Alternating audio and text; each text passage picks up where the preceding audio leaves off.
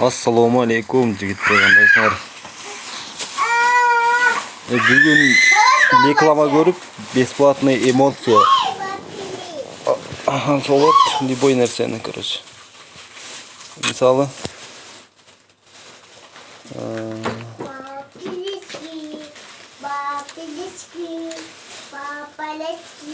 мынарды қалағаныңызды алсаңар болады. Реклама көріп оны.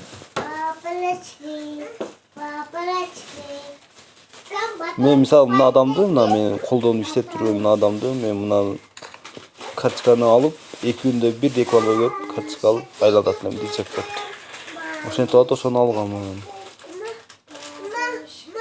Азыр мынаны алабыз буюрса. Мына. Мында ал реклама көрөсүңөр. Мына видеону басып. Басабыз.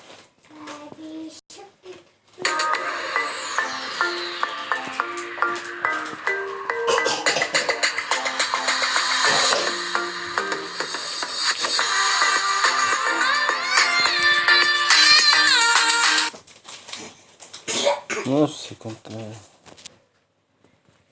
Şu reklama görürsüler, bunlar burada kaçıyor. Reklama, namından da 2 kaldır alasın.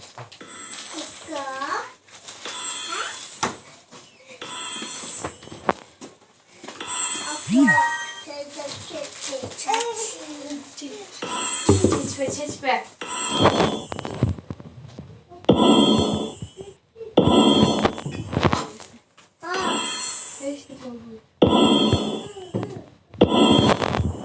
Günlüğü 20'dan beri etti. Reklama 30 reklama etti.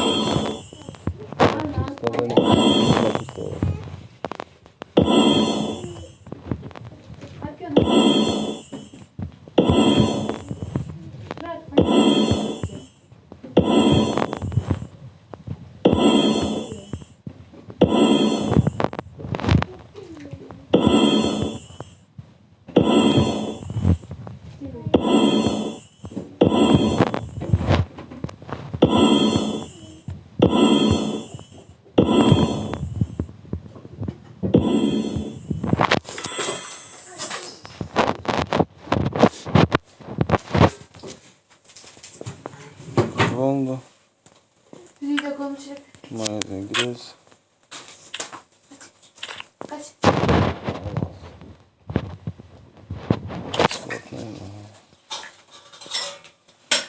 Okay. Ses lazım.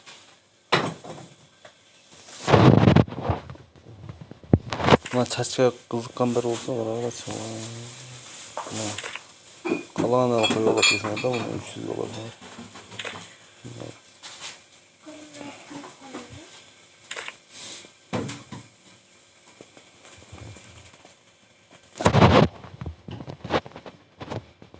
Ben mesela emosyonu 210 günde aldım. 10 gün reklama görüp aldım.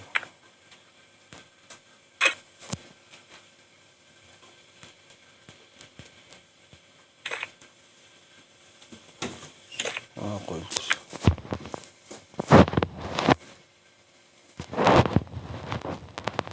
Ana. Geliyor tutturun. Aksiyalar oldu. Nağay bugün leşip kaldılar mına.